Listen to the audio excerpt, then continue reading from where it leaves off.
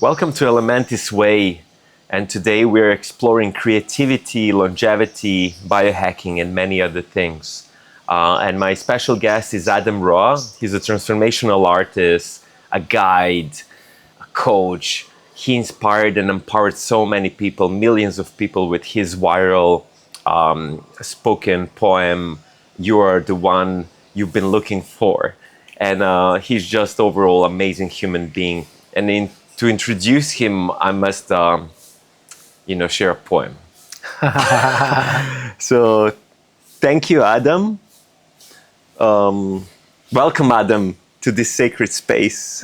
Thank you. Where biohacking meets human race. Mm-hmm. Art is medicine, truth as flames. We live so much more, not just the same. Your words are keys, your voice is a door to love, to healing, and to so much more. So here at the Elementis Way, we say, thank you, Adam, for joining today. Yeah, that's great. I've never actually been welcomed to a podcast with a poem. That's amazing. Thank you. Thank you for coming. What brings you to Bali? I'm speaking at an event here. I'm very blessed, the I Am Creation Summit, and they finally got me back. I haven't been to Bali since 2019, and I've wanted to come back, but it's over on the other side of the world from where I normally spend my time. So to have the opportunity to come back and to do it with purpose, to come speak and meet amazing people like you and see this space is really a reminder of how special Bali is. Amazing. So I'm just amazed by and about your way of how you inspire people through creativity and how you drop the rhymes and spoken words. It's so inspirational. How you tackle these art forms not only as an entertainment, but as a transformational tool. So I'm curious, where did that change for you? Where was the shift from seeing the art and creativity as not as an entertainment, but as a transformation? Well, there were two periods in my life that I really shifted my perspective on creativity. And the first was when I started acting, because I had grown up the son of an immigrant from the Philippines. So I had a very stoic Asian father who emotions were not a language spoken in my household. Let's just put it that way. And so I didn't feel safe to emote. I shut myself down. And eventually, after I quote unquote won high school, right? I did all the achievements. I had academic scholarship to college, varsity sports, president of the clubs, and all of the things. I said, this didn't make me happy. I feel empty. I don't know what else to do. And so I asked myself the question, what was it that I last remember actually loving? And it was acting in plays when I was at the school plays as a little kid. And so I decided in college that I was going to start taking acting classes again. And acting opened me back up to the world of emotions and getting an opportunity to feel again. And not only did I have permission to feel, but in acting, the more deeply you feel, the more connected you are to your emotions, the better you are as an actor. And so it created this positive feedback loop of connecting to emotions and opening up and expressing emotion. And that was my first insight into, wow, art, creativity, specifically acting, it was the pressure release valve from all the suppressed emotion I'd been going through. It was something that allowed me to feel better, to process what I'd been through in my life and what I was going through. And so that was the first stage where I realized that art has the power to really heal and make people feel and feel as alongside you. And then the second time was after I'd started writing spoken word poetry. I started writing spoken word poetry around 29 years old, approximately. And most of my poetry was very observational. I was looking at the world and writing poems. My first album on Spotify is called Permission, and the titles are No More War, Water is Life, which water is life, Make America Think Again. These poems that were very observational to what was going on. But then my relationship of 10 years ended. And after that breakup, I spiraled into a really deep depression. And I suddenly turned my poetry inward. And it was no longer about what I was seeing in the world around me. It was about what I was seeing in the world inside me. And that was one of the most powerful shifts in healing, was to use my art in a very intentional way of processing my own trauma, my own wounds, my own sadness and depression. Because acting was a way for me to just feel, but it was as a character. And so you used some of your past maybe to get emotional, but it wasn't the same as writing a poem about my heart breaking. And That's amazing. So you basically, instead of the first album, writing the art and then poetry about what's out there, but you went inward and then shared those. And it's interesting when you were witnessed in those emotions and vulnerabilities, right? When you express them through art, what happens? And it's fascinating what you share about the pendulum, right? The more we go inward into the shadow and the depth, the more we can go outward into the expression and then joy and the creativity.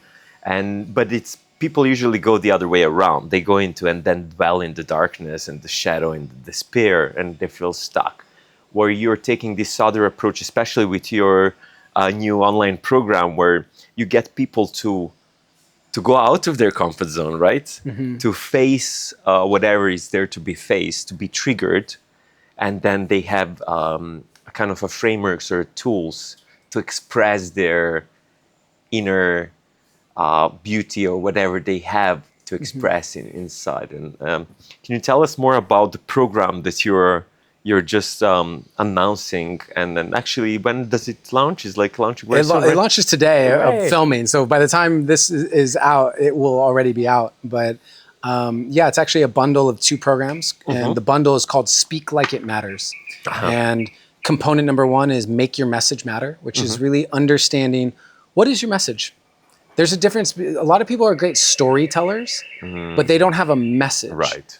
And the difference is, I could have a story that's important to me, but I need to have a message that's important to you. And to really identify that is Make Your Message Matter. And the second component is called Standout Speaker, which is a 7-day speaking program where all of my experience as an actor in Los Angeles and international keynote speaker and performer put into a 7-day program where people can work on things like volume control and delivery and speed and emotional connection to what you're saying, and all of these things that a lot of people don't see speaking as a real skill. And it's not taught in kind of the schools.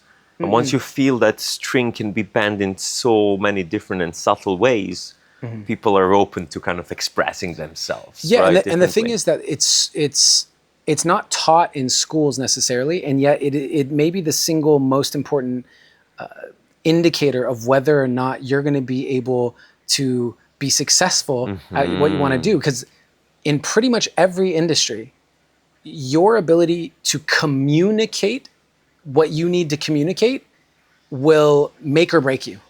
Right? Whether it's a pitch meeting for a new business idea, whether it's a podcast like this one, whether it's trying to build a social media following or start a YouTube channel, or whether it's just trying to communicate how you feel to your partner in your romantic relationship when you're having a fight. All of these things involve our ability to communicate with confidence. And if someone doesn't know how to do that, they could be the best in their industry. Right. They could be incredible, and it won't translate. So I understand that we go through these natural rhythms, circadian rhythms, especially ultradian rhythms, where our intrinsic motivation is high, our creativity is high, our energy is high. We have more confidence, right? We just go in and we own the stage, right? We are in the pocket, in the zone, whatever you want to call it, in a flow stage, right?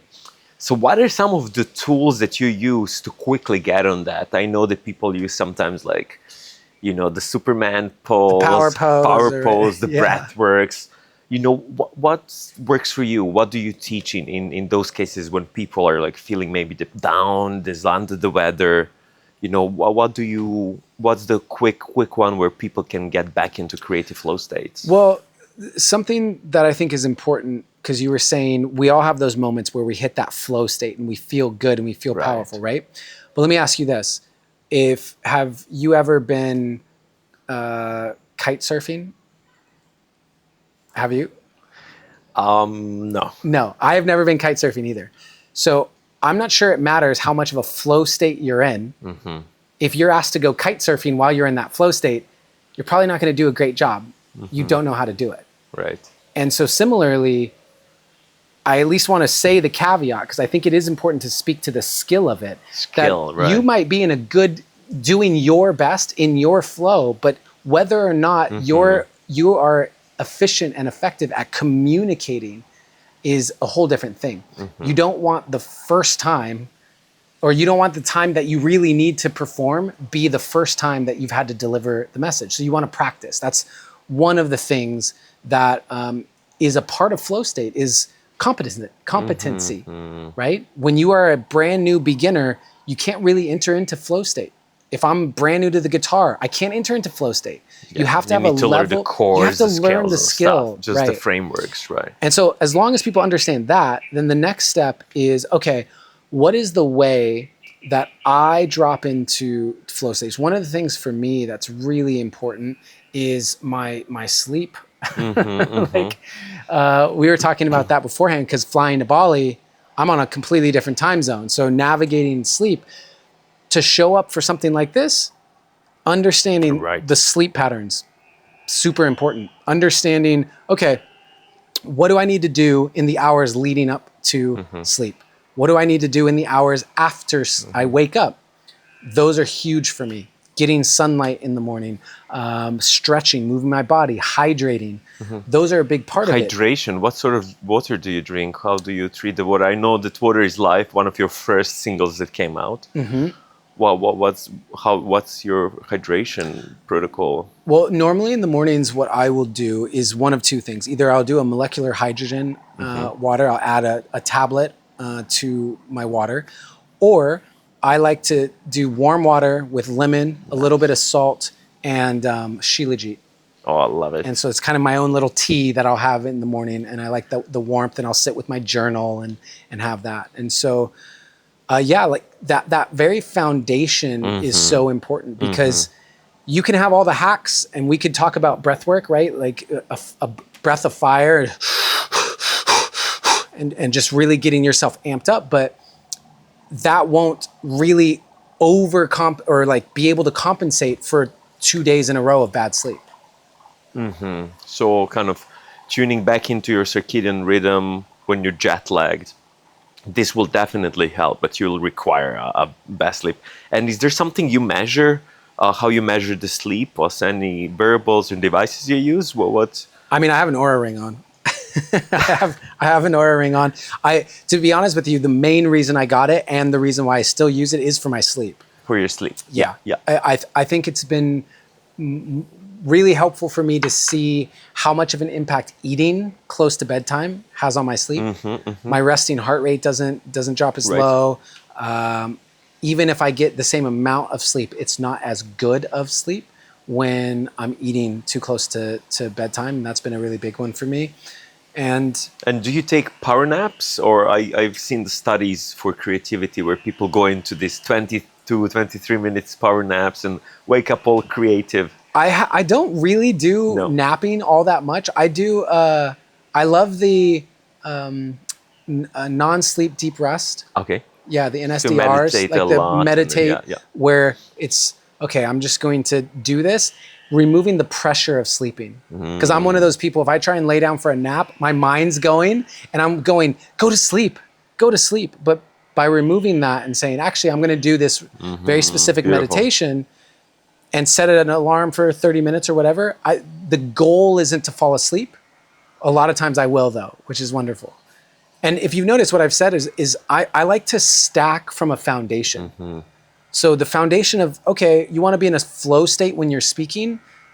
You may want the skill of speaking. And then on top of that, okay, you want to get in a flow state more easily.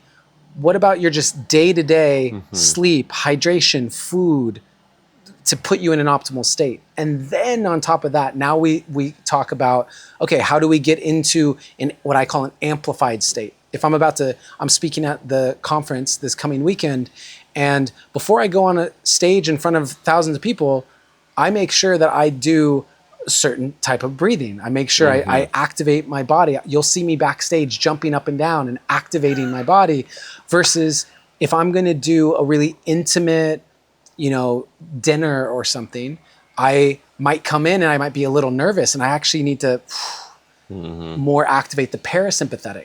Right. And so I'll specifically, again, change the breathing. I think the breath is one of the most valuable, powerful, and least used tools by most people. Your breath can change everything. I usually say, if you don't believe me, try not breathing. Right, exactly. So yeah, and you mentioned parasympathetic, and there is this parasympathetic system where our nervous system is really relaxed, and there's a sympathetic system, and people usually demonize this, but sympathetic is not a terrible thing. It's a part of the rhythm, right? Where we go into the high stress, our cortisol goes up, which is really healthy in the morning, right? And then eventually we need to balance back to parasympathetic to correct back to that rhythm. If we stay in the sympathetic all the time, it becomes a chronic disease, obviously, or something else. And you're saying that with specific breathworks, you're able to calm down your nervous system, your heart rate variability, and things like that. So are there specific breathwork types you use, like pranayama? You mentioned the breath of fire in the morning, which is usually 20 fast inhales, exhales. Is there something you do, like box breathing, 398? I mean, I know there are so many of them. There's so many of them. In the mornings, I will regularly do Wim Hof style breath. I usually do 33 to 55, somewhere in there. I'll do those breaths. Then I'll do my holds. Hold the exhale, hold the inhale, squeeze the perineum and pull energy up and pump the system. And so that's my morning. And then oftentimes when I want to activate the parasympathetic, the simplest way I describe it to people is just have twice as long of an exhale as an inhale. Right. And so if you're going to inhale for 4, exhale for 8. If you're going to inhale for 5, exhale for 10. And you could do maybe a 2-second hold at the top and pause, but the idea being that you will not, if you're in a sympathetic needed state, such as running from the tiger, right? Well, you're not going to be able to do those super long exhales. So the fact that you're able to do the super long exhale sends the signal to your system that you're actually safe. And you can activate the parasympathetic. And that's been huge for me. I'll do it in fights with my girlfriend. I'm activated. I go, yeah, just pause and exhale more, right? Yeah, and just telling myself that's a way to let my system know I'm safe, and that's what the parasympathetic is for. It's just, you are safe. It's okay. It's okay. So you're saying the opposite would be to get into sympathetic and perform or go to stage. You just inhale more, so you do opposites, right? Yeah, I'll do more of a Wim Hof style. Wim Hof, right? I see. Full breath. Full breath, deep circular breathing, and just hyper oxygenating the blood. And that's where you'll start to get a little bit of the tingling sensations, lightheaded, a little bit of that. And yeah, it changes your state. And I think that is probably one of the most impactful tools that anyone can have, which is if you know how to assist your body in changing your state, whether that means you need to get activated because you're down, or you need to calm down because you're up. If you know how to do that, you will be able to shift so much in your life because you're prepared for whatever life throws at you. Love it, love it. So that building that resilience to whatever is there to come, which is in our innate basic instinct, right? To always predict what's going to happen for our survival, right? And you do this amazing retreat, sometimes even one-day retreat, where you really build resilience to these retreat goers, right? So, what other kind of rituals or longevity protocols, or how that does that retreat day looks like when people come to your retreat? I think you did at LA a few of those as well, and Yeah, I mean, I do a 2-day event called The 2 day. Art of Being You. Mhm. The next one's in November in San Francisco. Okay. And The Art of Being You is really about using performance and getting on stage and being judged literally and figuratively by people as the trigger to activate those fears and insecurities and inner child wounds so that they can be seen in the moment in a safe way and then worked through. Because that's what most of our personal development and this work is for, is to help us see the triggers. To me, personal development is that simple. It's, wow, it took me 36 years to see this trigger that I have and why I have it. But then maybe next time it only takes me a week. A week later, I see, oh, wow, I did that thing again. I got triggered by that. I see it. Okay, it took a week. And then maybe next time it's the same day. You get triggered in the morning, but then by the evening you see it. And pretty soon you shorten that time until we get to a point where I can see it before, as it's happening or in the moment. I go, I'm feeling that trigger. It's activating. And all of the personal development work is really helping us do that. And so the thing is, when you're in a safe space, like the Art of Being You retreats that I lead, well, you can intentionally allow yourself to get triggered. You put yourself out of your comfort zone, knowing you're going to be out of your comfort zone, but safely, so that you can see it, respond to it, and be given the tools for how to do it differently. I love it. I love the equation of first transformation step, right? Some people use psychedelics, breathwork, or dark rooms, or whatever. You use this witnessing or triggers that you shone light on the shadows in the community that's then being welcomed, right? So it's a safe container. And then you convert it into creativity. So people don't dwell in the shadow. They create the art of this, which I love. What we do a lot at Elementis and with Tokiara and all our other products, we tend to bring people from transformation to innovation, where we go a step further to understand what else can we do better, right? What else can creativity bring us to?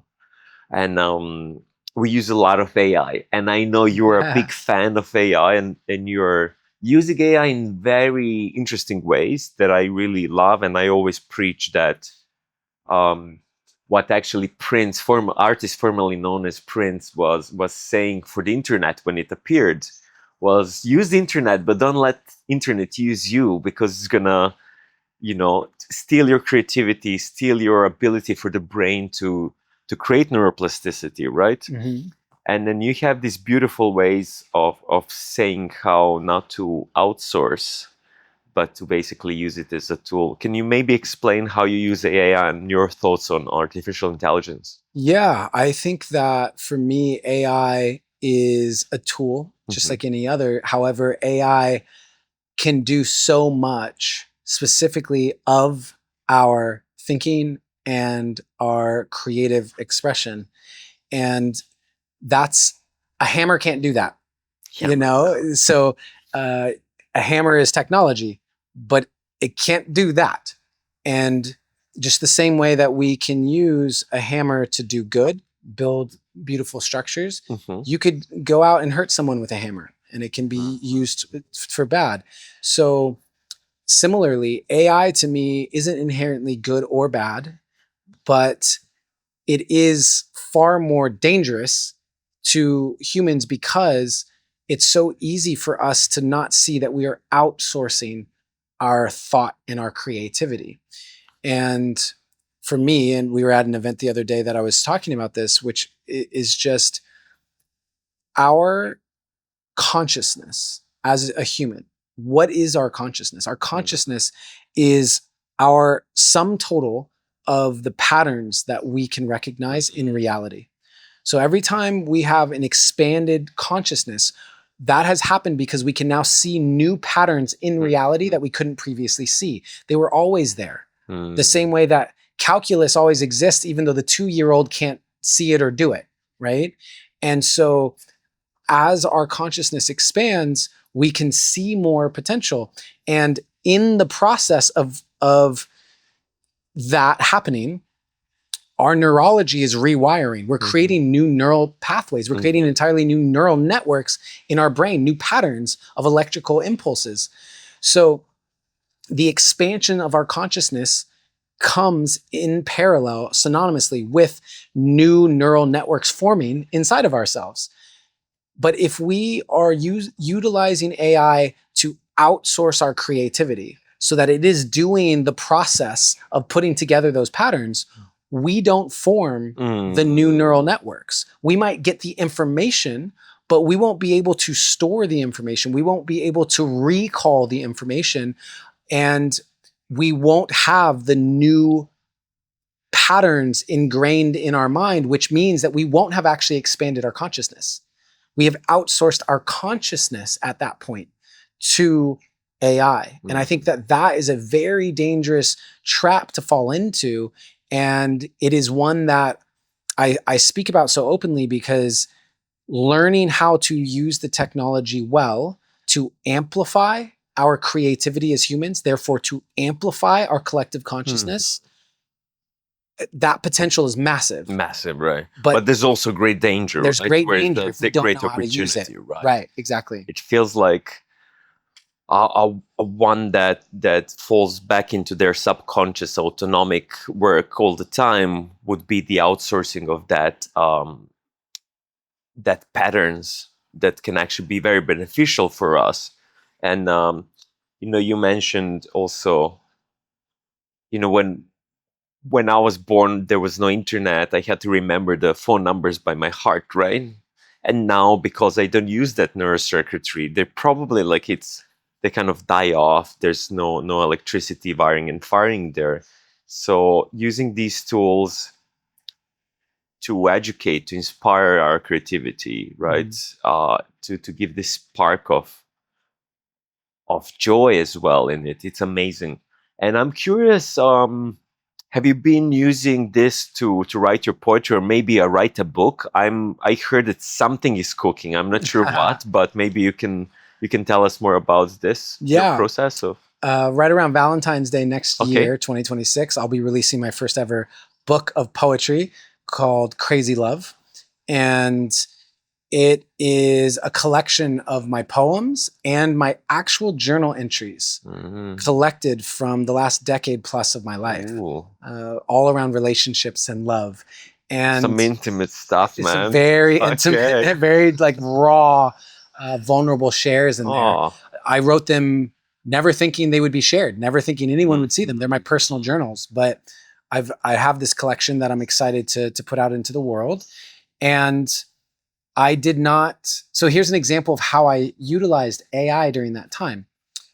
I knew that I wanted to tell the arc of love, of wanting it, thinking it's there, but it's not quite there. And then you finally find it and you fall in love, but then it starts going bad and then it falls apart and you have to put yourself back together. This journey that I've been through so many times with breakups and things. And I wanted to tell that story, and I wanted to tell it with journal entries and poetry. Now, you can imagine that over the last 10 plus years of my life, I've kept so many journals and I have so much poetry. And so trying to keep track, I had Post-it notes everywhere and all of this stuff. And then finally I went, why don't I try to utilize AI for this? And I took the journal entries, I transcribed them, and I took the poems and I transcribed them, and then I uploaded them into AI. And I said, okay, here's what I have. Help me what are the categories that you see? And I go, okay, what are some ways that we could potentially organize these to make a cool arc, right? And it gave me a few options. And I said, well, I like this, but I don't like this. And I used it as a creative partner. It didn't do any writing for me. It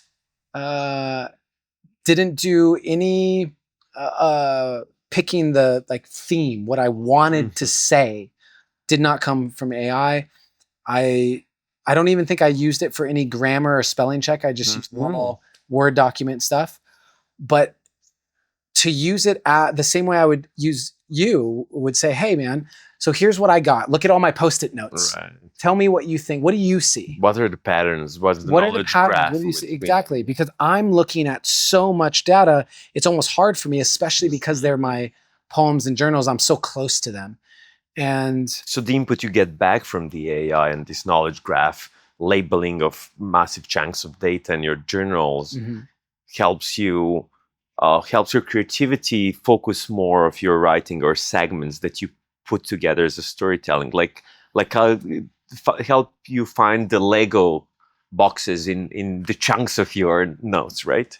Something like that. Yeah, and I think that there are a lot of ways that we can utilize AI to really support us, such as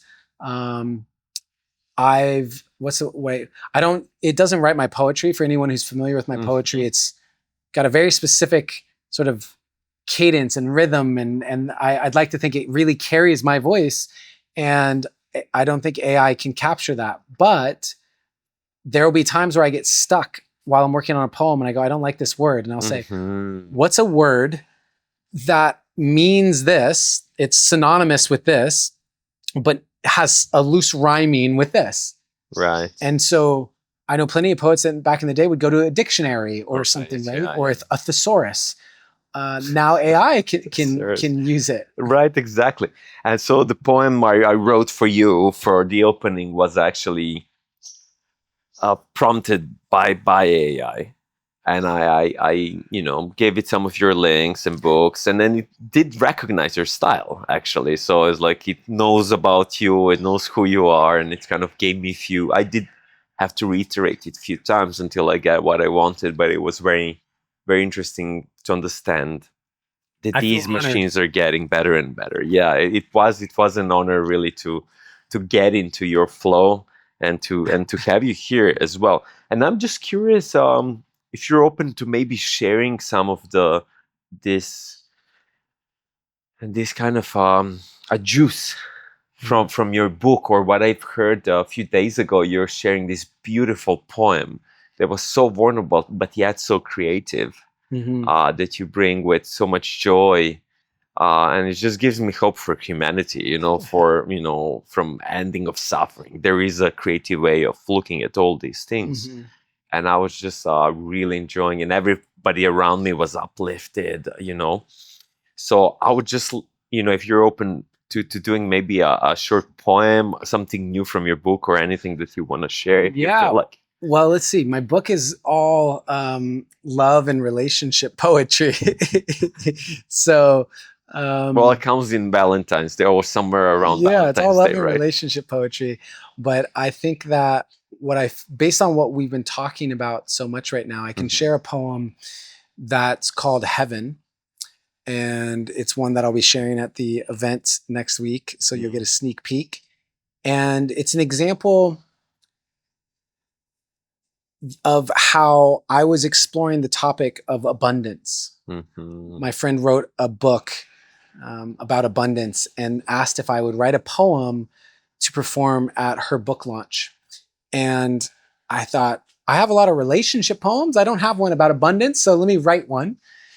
And I sat for months and I was just exploring the topic of abundance. And then ultimately, this is what came from it. And it taught me so much. And that's why I love to share it. And it's a poem I shared at my TEDx talk recently, and it's called Heaven. So for everyone listening, just take a nice deep inhale and exhale. The most impactful thing you can do for the world is learn how to love life. All of life. Show people that being happy doesn't mean turning a blind eye to the pain and the sadness and the suffering that happens here. Show them that choosing love doesn't mean ignoring fear. It just means being willing to feel. And those brave souls will always heal as long as they maintain the courage to feel. Because the fear of feeling's really at the root of every fear. which creates a fear of living because feeling's why we're here. So you can fight the fact that feelings past have felt so freaking hard, but it's the very fact you have felt all that that feels like the part we should celebrate. Investigate. Learn to navigate with ease. Your emotions are the gift God gives you every time you breathe.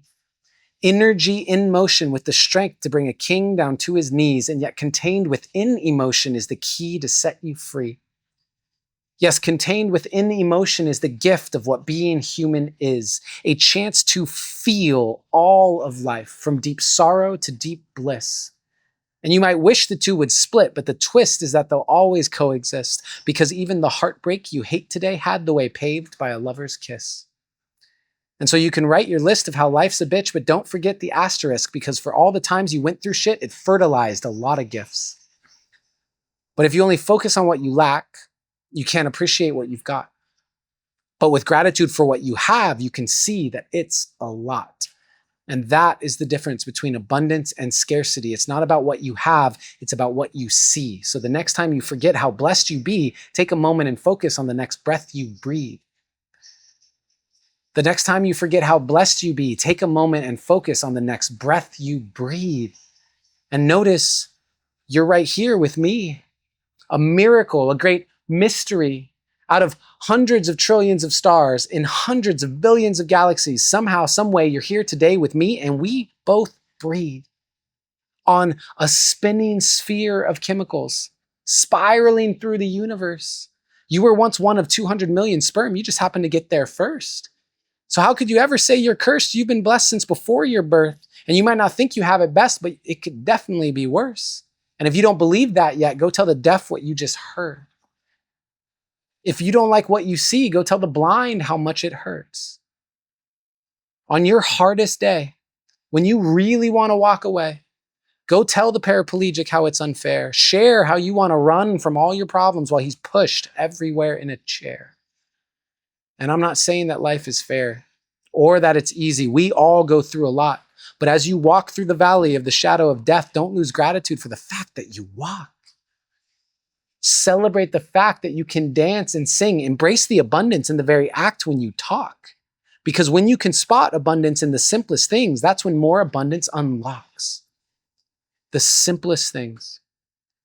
Taste and touch and breath and smell. Did you know there are people with something called anosmia, which means their sense of smell is completely lost. So while they literally can't smell the roses, do you want to complain you don't have the time to stop? Because this life is the only one that you've got. And there are people who would trade places with you without a second thought. So no matter how many tears, heartbreaks, or bad days you pay, the cemetery is full of souls that know living is worth the cost. Don't wait till it's too late to learn that lesson. Living is worth the cost.